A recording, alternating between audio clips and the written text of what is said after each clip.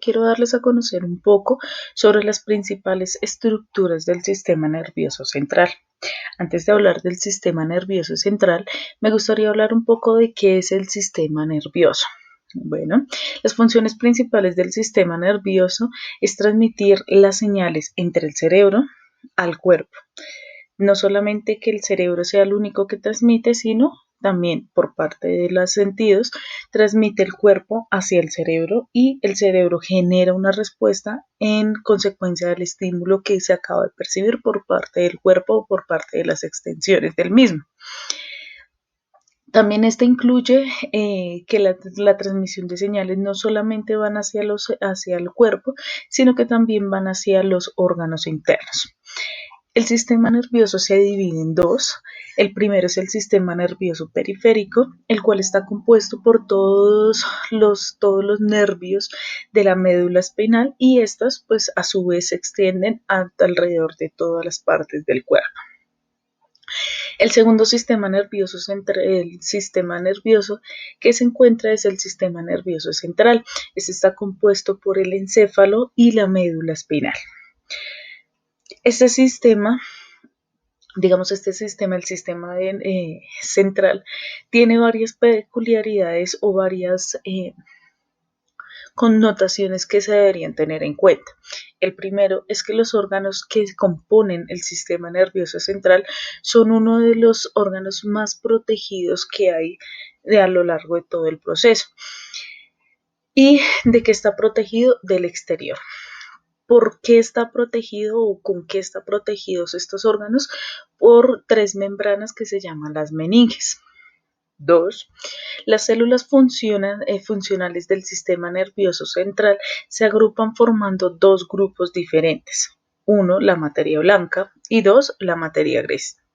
Y 3.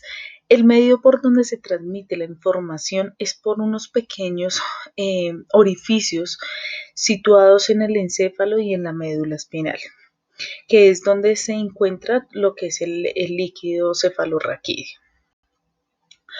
Hablemos un poco más del encéfalo como tal, ¿listo? El encéfalo es una estructura del sistema nervioso central que se encuentra dentro del cráneo. Domina todos los aspectos corporales, incluidas las funciones tales como voluntarias e involuntarias. Si vemos el encéfalo, incluye el cerebro, que es la parte que habla o describe lo que es el hemisferio derecho y el hemisferio izquierdo. ¿Listo? Recordemos que, como podemos saber, el hemisferio derecho es todo lo que es la parte de la creatividad, el hemisferio izquierdo es todo lo que es la parte lógica y ambos se comunican o están conectados por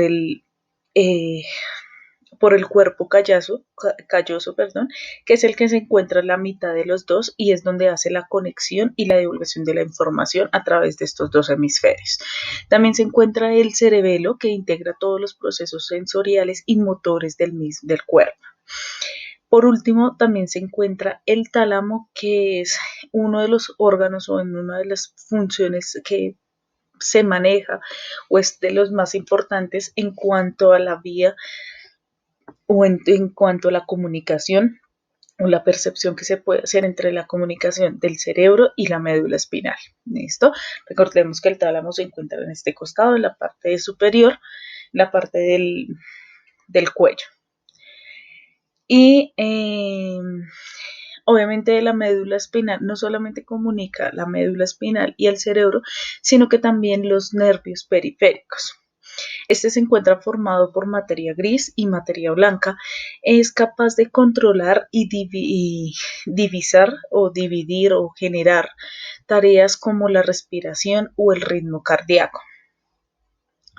La médula espinal, que vendría siendo la siguiente, transporta los impulsos nerviosos desde el encéfalo hasta los 31 pares craneales, no sino nerviosos del sistema nervioso periférico o pares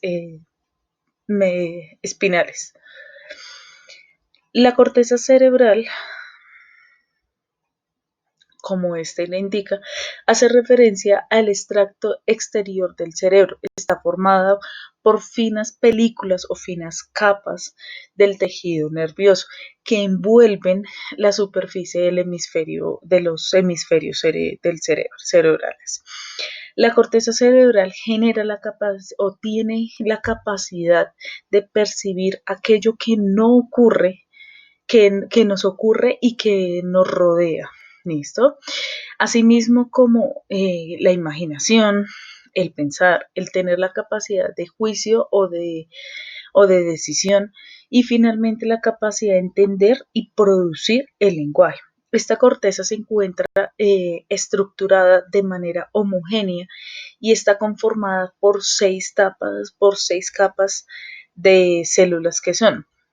Antes de hablarles un poco lo que se refiere cuando es homogénea, es completa y aunque se habla de una capa, que es lo que acabamos de indicar, o lo que digamos cuando se habla de la corteza, se indica que sería una sola, pero la corteza está dividida, así como la piel, por diferentes capas. En este caso, son seis capas. La primera es la capa molecular o plexiforme. Esta es la primera capa que se encuentra en la parte superior o, digamos, en la parte de afuera y es esencialmente la capa sináptica formada por una espesa red de fibras neuronales. ¿Listo? La segunda capa es la granular externa. Esta está conformada por una gran cantidad de pequeñas células estriadas y piramidales. La tercera es la capa piramidal externa, piramidal, piramidal externa, y esta se compone de células piramidales, dirige o envía sus axones desde destinos subcorticales en formas de fibras de proyección, asociaciones y comisurales. La cuarta capa es la capa granular o interna. Esta capa está conformada por células estriadas de manera compacta, que la mayoría son aferentes y se comunican con el tálamo. Quinta, la capa piramidal interna o capa ganglionar. Esta está conformada por células piramidales estriadas y mortinotis. Y al igual que la cuarta, que la capa granular interna, eh, está conformada o hace parte o conforma la banda interna de Brailler. La capa multiforme o polimórfica, esta última capa, que es la que está más, digamos, interna, está conformada por células fusiformes que derivan información a la corteza del tálamo, a la corteza, al tálamo y al núcleo estriado.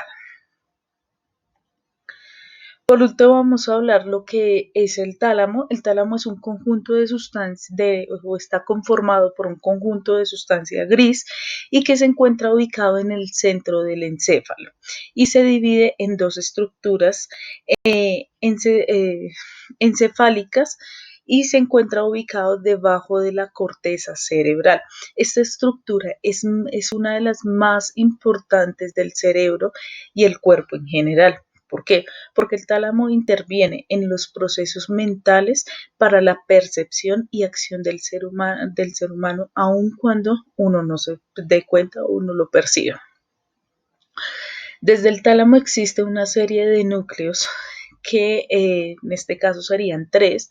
Uno es el núcleo de conexión específica, el cual manda la información o envía información sensorial a zonas concretas de la corteza cerebral. Es decir, solamente, no sé, uno de los núcleos es único y específicamente para un sentido. Significa que únicamente va a enviar información de ese sentido hacia la corteza cerebral o hacia esa percepción.